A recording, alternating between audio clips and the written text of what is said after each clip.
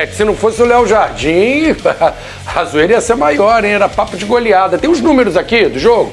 A arte que nossa equipe preparou, as estatísticas. Posse de bola, goleada do Flamengo, 61 contra 39. Total de chutes, esse aí é o que mais chama atenção. 32 chutes do Flamengo, um só do Vasco. Um chute, foi aquele do GB, pra fora. Chutes no gol, 12 do Flamengo, nenhum do Vasco. Chances perigosas, 1-1. Epa, chances perigosas, uma só do Flamengo? Aí eu não entendi muito bem. Enfim, 12 escanteios, nem escanteio o Vasco teve. Ô Moretti, o que você acha do aspecto técnico? A gente sabe muito bem que a equipe do Flamengo é superior. O time titular absoluto, não sei se o de ontem era tão superior tecnicamente. A impressão era de que o Vasco estava jogando o primeiro jogo da temporada. Parece que fisicamente também o Flamengo foi superior. Aí chama atenção, porque não era para ser devido à devida preparação. O que você acha que é o ponto crucial? O que mais te chama atenção nesses jogos entre Flamengo e Vasco? E aí, Moretti, agora você tem que falar, meu amigo. Flávio, é difícil, essa é a grande realidade. Você se surpreendeu, esperava? Muito. Eu acho que tanto eu quanto qualquer torcedor vascaíno ontem, ele esperava que o Vasco fosse vencer o Flamengo, por tudo que estava sendo colocado à mesa. O Vasco, ele vinha de mais tempo de pré-temporada, o Vasco já havia utilizado seu time principal contra o Maricá. O Vasco ontem, e não é uma mentira, é uma realidade, o Vasco ontem entrou contra o Flamengo no Maracanã sendo favorito. Eu esperava que o Vasco da Gama fosse vencer o Clássico ontem. O Vasco, fisicamente, ele estava mais preparado para o Clássico. O Vasco, tecnicamente, o Flamengo tem uma grande equipe, isso é inegável, mas ontem o Flamengo não usou o seu time principal. Inclusive na lateral esquerda, o Flamengo tinha um jogador da base que era improvisado, ou seja, o Flamengo não foi com sua força máxima. Tecnicamente, Vasco e Flamengo ontem no Maracanã, eles, eu posso falar, estavam páreo a páreo. Ou seja, fisicamente o Vasco melhor, tecnicamente um jogo equilibrado. A grande questão ontem, Flávio, foi anímica, foi emocional. Nos últimos 32 jogos, o Vasco tem apenas 2 vitórias contra o Flamengo. 32 jogos, 2 vitórias? 2 vitórias. Nos últimos 3 anos, o Vasco não sabe o que é vencer o Flamengo. Ou seja, não me venha falar que a questão envolvendo Vasco e Flamengo hoje é apenas técnica, como todo torcedor vascaíno esperava que era. A questão envolvendo Vasco e Flamengo, ela vai muito além. A questão envolvendo Vasco e Flamengo hoje, ela é emocional. Com todo o respeito do mundo ao elenco do Vasco, com todo o respeito do mundo aos atletas do Vasco, mas a sensação que os jogadores do Vasco da Gama passam nesses últimos anos é que quando enfrenta o Flamengo, se apavora. E essa é a grande realidade, porque você vê um Vasco jogando contra o Fluminense, jogando bem, passando no Fluminense numa semifinal de Copa do Brasil, o Fluminense sendo favorito. Você vê o Vasco enfrentando um Botafogo em condições melhores, e o Vasco vence, o Vasco passa de fase como foi o Corinthians, na Copa melhor do Brasil, que o Corinthians também. na Copa do Brasil, no passado, na final contra o Corinthians. Então, assim, em momentos decisivos, em jogos grandes que o Diniz fala que o Vasco, esse time do Vasco pelo menos ainda não está preparado para jogar, com alguns times o Vasco consegue jogar. Só que em jogos grandes contra a equipe do Flamengo, nos últimos anos o Vasco não consegue jogar. E é difícil o torcedor vascaíno entender isso.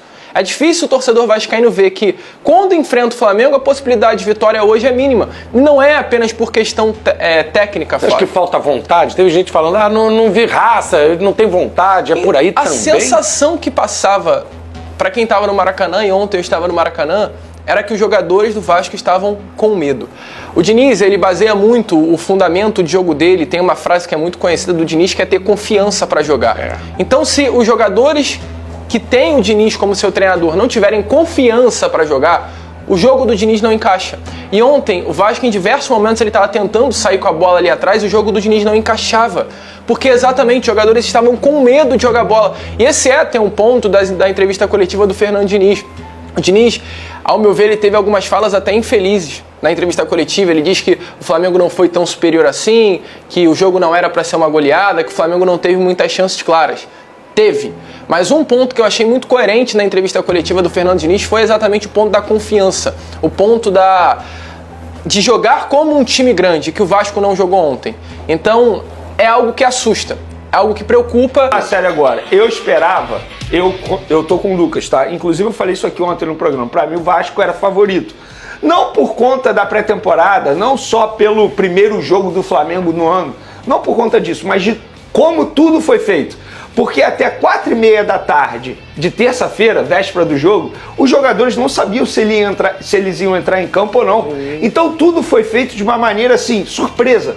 Até mesmo para o técnico Felipe Luiz, que inclusive ontem, antes do jogo, em uma entrevista para o Sport TV, ele deixou muito claro ali, entre linhas, que ele estava insatisfeito sim.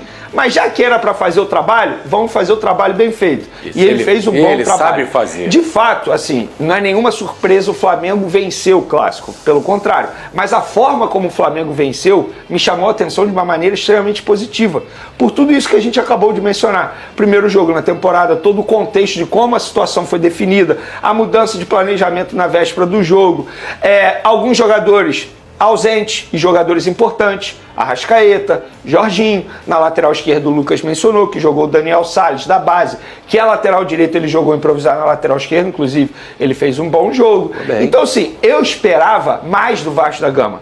E o que mais me chamou a atenção não foi a discrepância na parte técnica. O que mais me chamou a atenção foi a discrepância na parte física. Que não dá pra entender, porque o Vasco, ele começou a treinar antes, ele estava no segundo jogo na temporada com esse time principal, tá? Com esse time principal, e o Flamengo tinha menos tempo de pré-temporada, 8 dias apenas de pré-temporada, e era o primeiro jogo na temporada, e mesmo assim parecia o inverso. O Flamengo estava muito melhor fisicamente falando. Claro que no segundo tempo, com as trocas de Felipe Luiz ele tem muito mais matéria-prima, digamos assim, à sua disposição, que propriamente o Fernando Diniz. Mas o que me chamou mais atenção foi isso, a parte física. E o Flamengo foi muito superior. Discordo totalmente do Fernando Diniz quando ele diz que não era para ter sido uma goleada, que o Flamengo não foi muito superior. Discordo muito dele. Inclusive, o torcedor vascaíno tem que ficar preocupado com isso. Porque se de fato o Fernando Diniz pensa isso, ele está vivendo em outro mundo. Ele assistiu a um outro jogo. Porque o Flamengo foi muito superior. E eu falo sério que eu acho que o Vasco ele tem que agradecer, porque poderia ter sido uma goleada. Porque se no primeiro tempo o Flamengo aproveita as oportunidades que teve, foram 2, 3 chances, a história no segundo tempo poderia ter sido pior até, independentemente da expulsão ou não, se foi correto ou não a expulsão. Mas o Flamengo foi muito superior. O Flamengo mereceu e muito essa vitória. E mostrou novamente que hoje no futebol brasileiro, sem sombra de dúvidas, é a equipe a ser batida. Sobra na turma, ainda mais no Rio de Janeiro, né? E foi muito debatido entre os torcedores do Flamengo se a decisão da diretoria em antecipar o planejamento de retorno dos jogadores titulares, que estava prevista para a estreia do Campeonato Brasileiro, foi ou não correta essa decisão, né? O Felipe Luiz, na coletiva após a vitória sobre o Vasco, respondeu uma pergunta sobre esse assunto. Vamos ver o que disse o treinador. Uma reunião que acontece todas as semanas, já seja via telefone, já seja presencial, conversamos sempre e os interesses da instituição estão sempre acima de qualquer planejamento. O clube entendeu que era o melhor e nós temos sempre que seguir o que é melhor para o clube. Eu sempre fiz isso desde que cheguei aqui, o BAP também, o Boto também, somos pessoas com muita coragem, porque tomar decisões desse nível requer muita coragem. E muito simples, é uma decisão onde tomamos todos, no final, assumimos todos os riscos e bola para frente.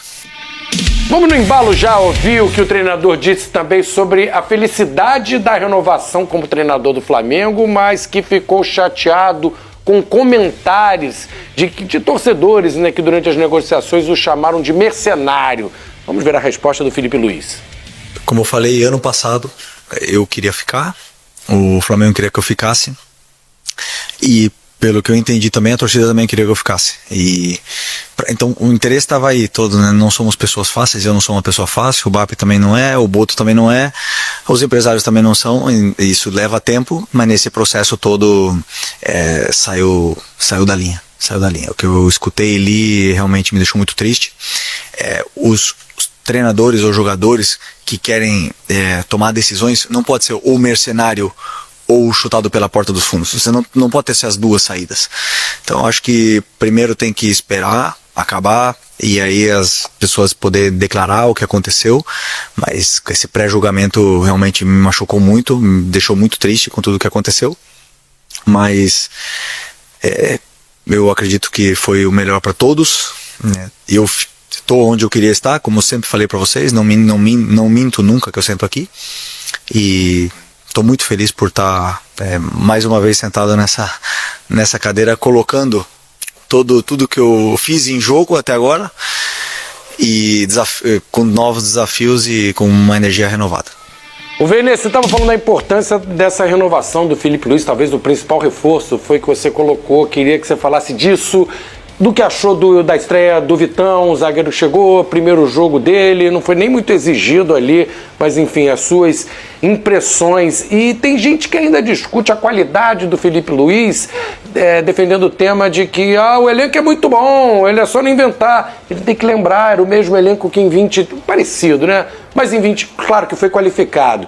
Mas em 23 o Flamengo não ganhou nada, 24 não foi tão bom. O Filipe Luís, que salvou a temporada em 24 quando ganha a Copa do Brasil. Quer dizer, o Tite tinha um grupo parecido, não arrumou nada, em 23 ninguém arrumou. E o Filipe Luís ganhou, que a gente sabe. A importância da permanência. Tua impressão sobre o Vitão e os destaques desse clássico aí? Acho que o Carrascal foi o grande craque do jogo, né? Flavinho, primeiro sobre o Filipe Luís. Falei hoje, inclusive, lá na redação, comentei há pouco aqui agora com o Lucas, que para mim a melhor contratação do Flamengo foi a renovação de contrato do Filipe Luís. Por tudo. Por ser um cara que conhece muito o ambiente do Flamengo, por ele conhecer todos os jogadores do Flamengo, por ele ter trabalhado com vários atletas que estão hoje no elenco, por ele ter a confiança dos jogadores, por ser um cara extremamente trabalhador. Então eu acho que a melhor contratação do Flamengo para essa temporada foi a manutenção do técnico Filipe Luís. E a pessoa que fala isso, que ele tem sucesso à frente do Flamengo porque o Flamengo tem o melhor elenco do futebol brasileiro, é porque não acompanha o Flamengo. Tanto é que o treinador anterior a ele era considerado o melhor treinador do futebol brasileiro, o Tite. E a gente viu o que aconteceu. Inclusive, o Tite não deu certo, e o Tite falava isso, foi quando ele perdeu o Pedro. Engraçado, né? O Filipe Luís, quando chegou ao Flamengo, ele não tinha o Pedro. E ele conseguiu ter sucesso mesmo na ausência do Pedro. Eu não estou aqui dizendo que o Tite não é um bom treinador. Vamos enaltecer o Filipe Luís. Eu estou aqui valorizando o trabalho do Filipe Luís, que é o primeiro trabalho dele como treinador de futebol. Impressionante. Impressionante. Ele erra? Erra, claro que erra, como todo mundo erra, como todo ser humano e todo profissional. Mas o importante, ele sabe quando erra e ele assume o erro. Então, ele não terceiriza a culpa. Pelo contrário, ele sabe quando ele erra. E ele fala isso publicamente. Então, acho que, repito, a melhor contratação foi o Filipe Luís ter ficado no Flamengo. Eu tenho certeza que ele vai ter mais sucesso ainda. Vai conquistar tudo? A gente não sabe. Mas a gente sabe que o Flamengo chega como favorito para todas as competições que disputar, isso sem sombra de dúvida. O Flamengo monitora com atenção a situação do volante Danilo e demonstra interesse concreto em sua contratação, conforme revelou a jornalista Raiza Simplício. Atualmente no Botafogo desde agosto de 2025, o meio-campista ainda trabalha para retomar o alto nível que o destacou no Palmeiras, período em que era visto como um dos jogadores mais completos da posição no futebol brasileiro, unindo intensidade, técnica apurada e forte presença no ataque. Apesar do interesse rubro-negro, a negociação é considerada complexa. O Botafogo faz jogo duro e só aceita sentar à mesa mediante uma proposta em torno de 25 milhões de euros, cerca de 156 milhões de reais, valor que evidencia o quanto o clube alvinegro aposta no potencial do atleta. Esse cenário exige cautela e criatividade por parte da diretoria do Flamengo. Nos últimos meses, o Zenit, da Rússia, surgiu como um dos principais concorrentes na disputa por Danilo e chegou a sinalizar com uma investida significativa. No entanto, a transferência não avançou devido à decisão do próprio jogador, que não se animou com a possibilidade de atuar no futebol russo neste momento da carreira.